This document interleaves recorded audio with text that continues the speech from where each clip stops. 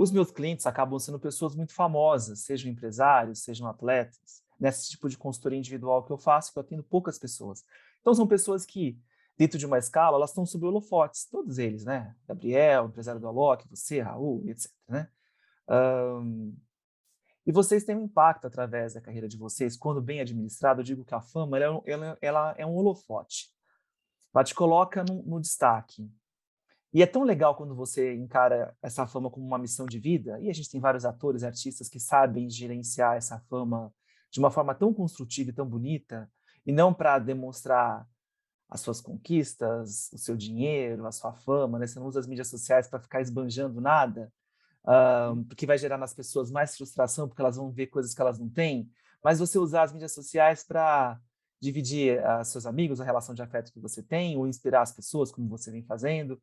Eu tenho recebido vários relatos de seus fãs que me conheceram através de você, vamos dizer assim, o poder bom da fama, e estão se reinventando, aprendendo a meditar, melhorando como ser humano. Isso eu acho legal, né? Você entender que, de repente, Deus também colocou você nessa posição de destaque, numa carreira, e que você pode fazer exponencialmente muito bem, mesmo, vamos dizer assim, em outras áreas nada a ver com esporte, né?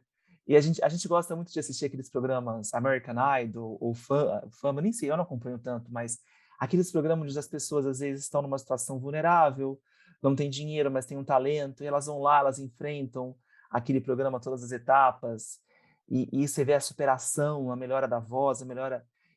Um campeonato, por exemplo, no remo, né, no Brasil, um atleta, às vezes, de uma condição muito simples, que teve que ganhar tudo, até os shorts, o tênis, o vizinho ajudando, uma história que emociona, e ele consegue ganhar uma medalha de ouro numa Olimpíada. O êxito do ser humano que se supera dentro de dificuldades. Uma medalha de ouro não é igual a uma vida, né? Assim, a gente pode ficar triste porque não ganhou Tóquio, pode, mas você não pode ficar tão triste quanto perder o seu pai, perder sua mãe. Tem alguma coisa fora de lugar aí. Porque a carreira é um esporte, né? É uma escolha, vamos dizer assim, né? As verdadeiras, o que importa mesmo são as vidas, né? São isso que a gente, por isso que a gente tem que chorar muito, né? Vamos dizer assim, né? Uhum. Eu acho que isso também você aprendeu a dosar, né, Bruno? Vamos dizer assim, sofrer, lógico que perder nunca vai ser gostoso, e não vai ser para ninguém levar rasteiras da vida, mas você aprendeu, talvez seja uma outra ferramenta ali além da fé, de buscar ajuda como a segunda. A terceira é sempre dimensionar as coisas, você buscar referência para você não perder a referência, vamos dizer assim. É, é você muitas vezes conseguir, equilibrar as coisas, né, jamais serem coisas que a gente às vezes acredita que aquele jogo era sim, era um jogo muito importante para minha carreira, mas não é o fim do mundo, né, tem outras coisas muito mais, realmente relevantes. E aí quando você vê um relato como esse, ou outras histórias, ou quando você lê o livro da bailarina de Auschwitz, você consegue, como você disse, redimensionar e dizer: "Poxa, era um jogo. É lógico que eu vou fazer de tudo para vencer, é lógico que eu vou sofrer, porque é a minha carreira, é a minha vida. Eu sei que muita gente torce por mim Sim, é uma também, então durante nação, as né, ali, né. Olimpíadas Uhum, é, a gente quer dar alegria para todos, né, então como a gente, de certa maneira, mostrou espírito de luta, de garra, de dedicação para essa menina, para ter forças, né, para voltar, né, a viver, a gente fica triste não só pela gente, mas pelas pessoas que torcem pela gente também, mas existem coisas mais importantes, mais relevantes. Então você começa a redimensionar e entender que, poxa, tá tudo bem, né? Nós vamos sair dessa, vamos continuar trabalhando, fazendo bem, para que eu tenha uma outra oportunidade de uhum. vitória, de vencer, né? Aquela partida, o próximo campeonato. Então, eu acho que a gente começa a ter uma noção muito mais equilibrada de que aquilo não é o fim do mundo, né? Então você consegue redimensionar muito bem esse tipo de Tan situação. Tanto que tem alguns médicos, né, psiquiatras que eu conheço, psicólogos, quando tratam com alguns pacientes depressivos, além da medicação e da terapia, de que eles se envolvam em projetos sociais, né. Eu lembro, Uhum, eu tive uma doença que demorou muito para ser diagnosticada, uma doença genética autoimune, comecei com 25 anos com processos inflamatórios no corpo como um todo, tomando antibiótico, anti-inflamatório, então foi uma época bem difícil, com muito desconforto, muita dor física, né, e sem ninguém descobrir. Fiquei quase assim uns 8 anos. E eu lembro que a gente tinha um projeto social para cadeirantes, com a Vanessa Menga, de tênis, aqui em Jundiaí. onde a gente, com o apoio de verbas de incentivo de impostos, a gente disponibilizava a cadeira, o transporte da casa para os cadeirantes, né? Eu lembro que teve um dia que eu estava com muita dor, muita cólica no intestino, estava com o intestino solto, já vinha assim de 7, 8 anos de muita dor, falei, caramba, né, sabe, assim, tira um pouco, a gente vai falar sobre isso em outros programas, assim, como a dor física negativa no nosso cérebro e como vocês precisam tomar cuidado quando vocês estão com alguma dor mais crônica, para não negativar o cérebro, que ele muda o setup, também rende menos em quadra, né? Tem que neutralizar essa negativação. E eu lembro que nesse dia que eu estava muito mal, meio que querendo desistir, era o evento dos cadeirantes ia ter um café da manhã para eles lá, de encerramento do projeto, e eu fui mesmo com dor, né? E chegando lá, a gente montou uma mesa de café da manhã, e tinha alguns cadeirantes que só mexiam uma mão, e eu tive que dar suco na boca de alguns, dar comida na boca de alguns, e na hora me bateu um estalo, falei assim, nossa, esse cara aqui daria tudo para estar no meu lugar, trocaria comigo fácil, porque a dor que eu estou sentindo é a dor de, sei lá, de um cortinho na ponta de um dedo perante a dor que ele tem que passar. E Uhum. aquilo fez eu redimensionar e ganhar forças, até que aí depois eu fui descobrir a minha cura, encontrei um médico, tomo um remédio e melhorou 100% todos os quadros, eu não desisti de buscar, né? Fui atrás, passei por 20 médicos, me reinventei, a cada médico que eu não achava solução. Para mim isso foi uma vitória, vamos dizer assim, ter a qualidade de vida que eu tenho hoje perante o quadro que eu estava. Mas nada se compara com esse meu sofrimento com Marlene de Mas você Auschwitz, nem ninguém. redimensionou. E aí é Você se importante, às redimensionou vezes, durante. você sair do seu isolamento e você ir ajudar alguém. Por mais que você esteja mal, você sempre pode ajudar alguém. Então, você vai se sentir poderoso por isso, vai se sentir útil por isso. Então, tem alguns psicólogos e psiquiatras que eu sei que na dinâmica de abordar uma depressão, além da parte química, de medicação, de sair de casa, de ajudar um orfanato. Acho que hoje em dia não existe mais orfanato, mas ajudar algum projeto, que pode ser o quê? O que você quiser. Pode ser bicho, pode ser idoso, pessoas em situação vulnerável, né, de vulnerabilidade, né? Imigrantes estão chegando aos montes da Venezuela, estão passando fome aqui no Brasil. Tem tanta gente para a gente ajudar. E na hora que você sai de vítima para ajudar, você sai desse papel de vítima, né? Você acha as forças. Então, acho que esse redimensionamento que faz com que você saia do seu casulo, vá ajudar os outros, vão ver outras realidades, talvez sejam muito piores que a sua, faz com que você dramatize menos, talvez, Bruno? Exatamente. Eu acredito 100% nisso e totalmente de acordo com isso que você falou, né? A gente consegue ver a vida é, com um outro prisma, né? Então, você acaba valorizando muito mais aquilo que você tem e muitas vezes até as suas frustrações, decepções, poxa, que faz parte, né? Então, eu acredito muito nisso também.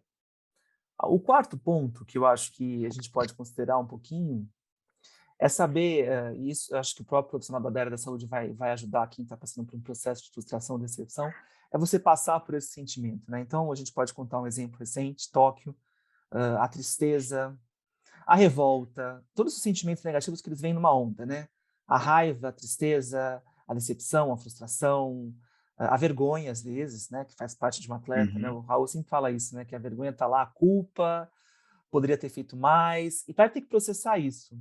Mas é que você aprende técnicas, e a meditação acho que ajuda muito a gente nesse sentido, de você rodar esse fluxo aí mais rápido, como se você estivesse esvaziando essa piscina de negatividade, que tem que fluir. Você consegue acelerar um pouco esse processo, ele vai passar ali. E a gente tem algumas abordagens, então, permitir sentir, permitir passar, não fugir desses sentimentos, mas também não fazer nenhuma análise, né, Bruno? Uma das coisas, por exemplo, para as pessoas terem uma ideia, quantos meses foi que aconteceu a derrota de Tóquio ali, assim, a situação que aconteceu? Nós estamos, nós Final estamos, de agosto. nós estamos Não, gravando aqui no começo de outubro de 2021, para quem acessar esse vídeo mais para frente. Esse nosso não, bate-papo, desculpa. outubro de É, 2021. é, Ó. foi, sim, a gente voltou, acabou a Olimpíada dia 8 de agosto, né, pra Então, gente, agosto e 7, 8 de setembro, agosto. nós estamos vivenciando 2 meses. Pouco. Aí eu falei para o Bruno, falei, olha, a gente vai se encontrar em novembro na Itália, que eu vou para lá com as crianças. Falar, quando chegar na Itália em novembro, a gente vai ter algumas sessões que a gente vai abordar um pouco mais top, no sentido de buscar aprendizados. Porque um dos perigos que tem, quando você está num momento de frustração, é você fazer análises não tão precisas das coisas, vamos dizer assim. Você está ali movido naquela emoção de tristeza, de vergonha. Foi isso. precisamos melhorar isso, né? Ou Uhum. não, foi esses jogadores, que não é o caso se você não faz esse tipo de reflexão, mas um técnico, foi esses jogadores que foram os pontos fracos, né? E assim, a culpa, o querer culpar o outro, se culpar, é um movimento que acontece comum quando acontece frustração, né? Uhum. Se você vive uma situação de violência, mas por que que eu vivi isso? Será que porque eu me meti nisso? Por que que eu fui sair naquele dia à noite e fui roubado? Mas por que que eu fui me envolver com essa pessoa? Você vai ficar com aquele monte de questionamentos que às vezes as resoluções não são precisas e não são saudáveis, né? Então, uma das coisas que a gente combina é vamos esperar esfriar e vamos voltar. Aí a gente vai voltar Uhum. com um olhar mais frio de realmente buscar, Mais poxa, tem clínico. 2024 Paris. Quais são os ajustes Uhum. que o Bruno capitão, Bruno levantador, ele vê de fato como pertinentes? Que análise que ele faz reassistindo jogos? Do que precisa ser Uhum. ajustado nesse grupo em 2022, 2023, 2024? Há que se levar alguma coisa para o Renan, que é o técnico? Sim, vamos conversar com o Renan e passar o seu ponto de vista, mas de uma forma muito mais equilibrada. Isso você também aprendeu, né, Bruno? Muito, né? A gente fazia, né? Muitas vezes eu acabava um jogo, né? Quando a gente começou a trabalhar, acabava um jogo, talvez uma derrota ou alguma coisa, eu já mandava mensagem na hora. Não, porque eu joguei muito mal, eu só fiz Tem que mudar besteira, isso, que tem não que sei treinar o mais meu quê, saque, um isso textão, não né? dá, eu preciso fazer mais isso, nós precisamos fazer alguma coisa em relação a isso, visualização e tal. E eu, na hora, aí o Gil falava, Bruno, eu acho que você espera, o jogo acabou tem uma hora, né? Você precisa rever a partida com calma amanhã em Pensar. casa, que é um dia de folga, você vai ter uma outra. E aí eu comecei a ver a partida no dia seguinte, e muitas das vezes eu exagerava em, sei lá, 60% aquilo que tinha Um erro acontecido. grande, né? Um erro de ajuste É, de 60%. É grande, né? de 50%, vamos dizer assim. Eu me culpava demais, falava, nossa, eu perdi esse jogo, porque eu errei aquela levantada. Aí você via a quantidade de erros, né? Porque o vôlei é um esporte coletivo, você tem os erros, né? Cada um faz os seus erros que acabam, né, levando ou não a uma vitória ou derrota. E só que eu me culpava demais. Eu era sempre muito e era sempre em exagero. Eu acho assim, o que é importante as pessoas entenderem do vôlei são muitas variáveis, como o basquete. Então você tem as variáveis de cada jogador, a variável técnica, a variável do adversário, que são todos os jogadores, mais a técnica do adversário, ou seja, é muita variável. Para você pensar Uhum. em ajustes, você tem que ter uma frieza, um cálculo e observar as coisas na sua devida dimensão muito, muito grandes, né? Muito, Porque, por exemplo, quando exatamente. você está no automobilismo, tem a variável carro e piloto. Vai ser um carro e piloto. Quando você está numa variável de natação, é natação, é a biodinâmica, por exemplo, do Thiago na água, né? É lógico que tem os adversários ali, mas a técnica do adversário não está atrapalhando a técnica do Thiago, vamos dizer assim, né? A bola não volta para ele. Ele está lá dando naquela raia. Então é mais fácil você, talvez, lapidar as variáveis.